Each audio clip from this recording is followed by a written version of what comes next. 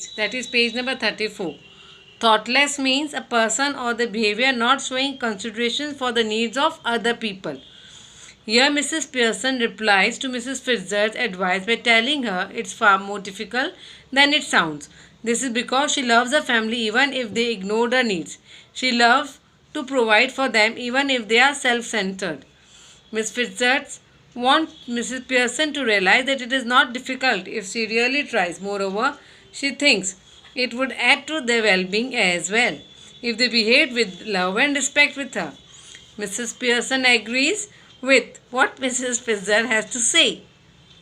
Miss Fitzgerald says they need to learn to treat Mrs. Pearson certainly. She further adds that none of them, husband, daughter, and son, have turned out positively as a result of being spoiled by Mrs. Pearson.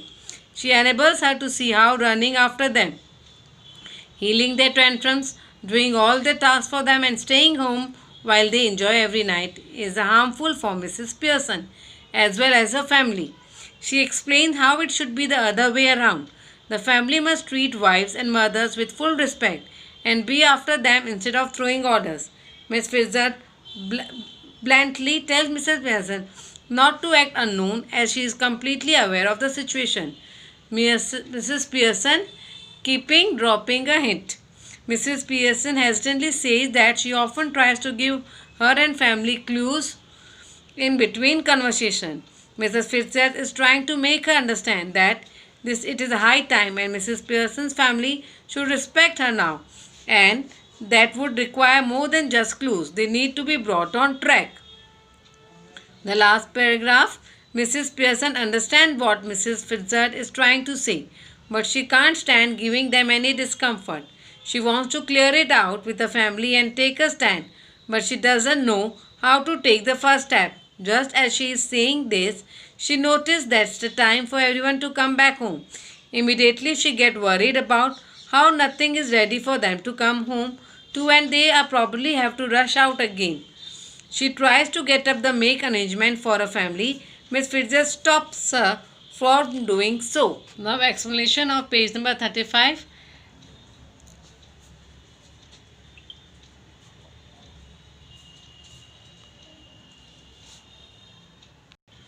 Very easily, while lighting another cigarette, she asks Mrs. Pearson to begin at the very moment. She tells her to stop providing for them all the time and let them experience what it feels like to do things on their own. Mrs. Pearson, even though in the heart of her heart, Mrs. Pearson knows that Mrs. Fitzgerald is right. She tells her that it is almost impossible for her to obey. She feels that there is no point in giving a promise she won't be able to keep. Miss Fitzgerald, she asks Mrs. Pearson to let her do the hard part and teach Mrs. Pearson's family a lesson. Now, Mrs. Pearson tells her, flustered means agitated or confused. Resent means feel bitterness. Mrs. Pearson tells her that she doesn't think it is a good idea. She says so because she knows that they might react to her changed behavior at first, but then would ignore it and restore to the old ways. Also, Mrs. Pearson doesn't blame them for this. She feels stuck because she knows it needs to be done, but it is unable to do it. She tells Mrs. Pearson that she has no idea how successful the idea can be. She thought that Mrs. Fitzgerald wanted to take her place in the house and be strict with her family.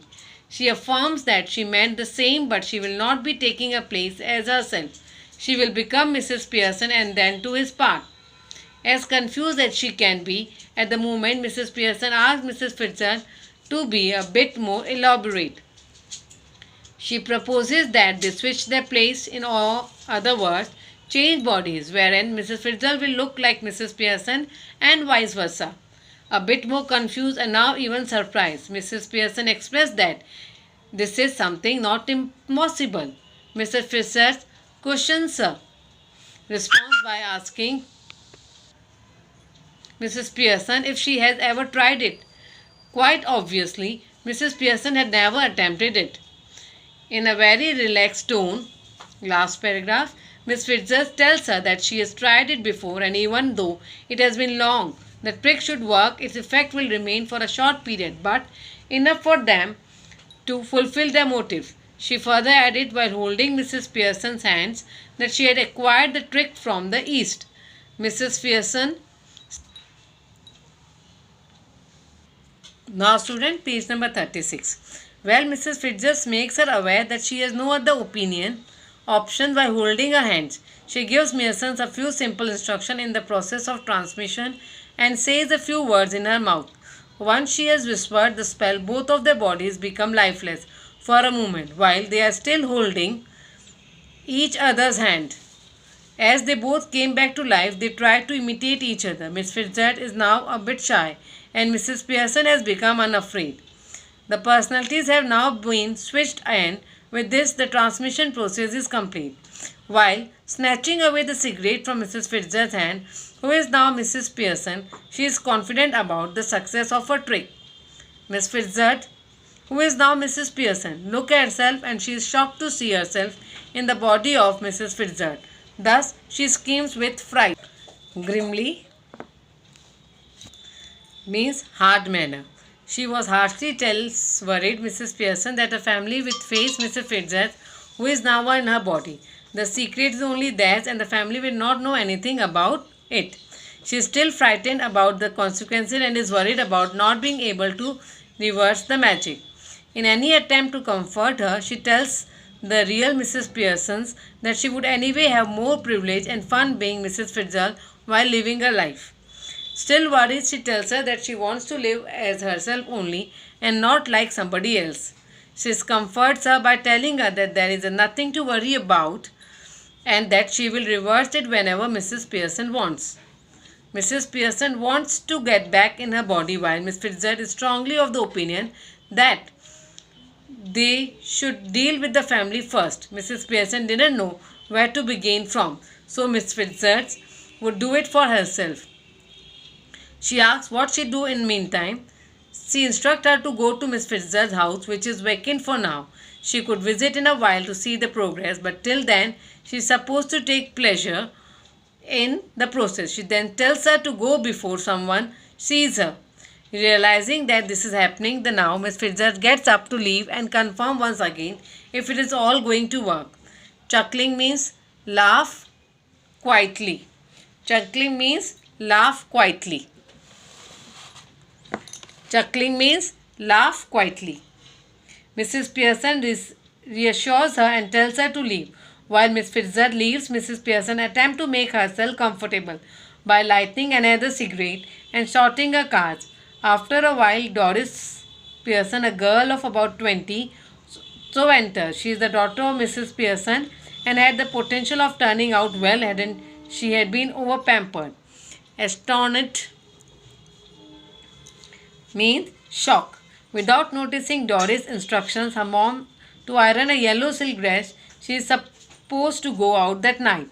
As soon as she notices her mom, she is left startled and goes towards her. Fluttering means trembling.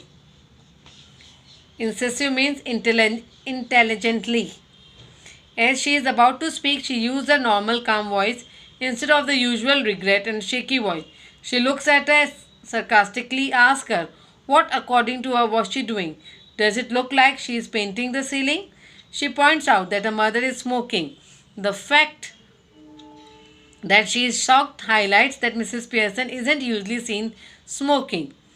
She is shocked because she thought of Mrs. Pearson doesn't smoke. She bluntly replies to Doris that she was wrong.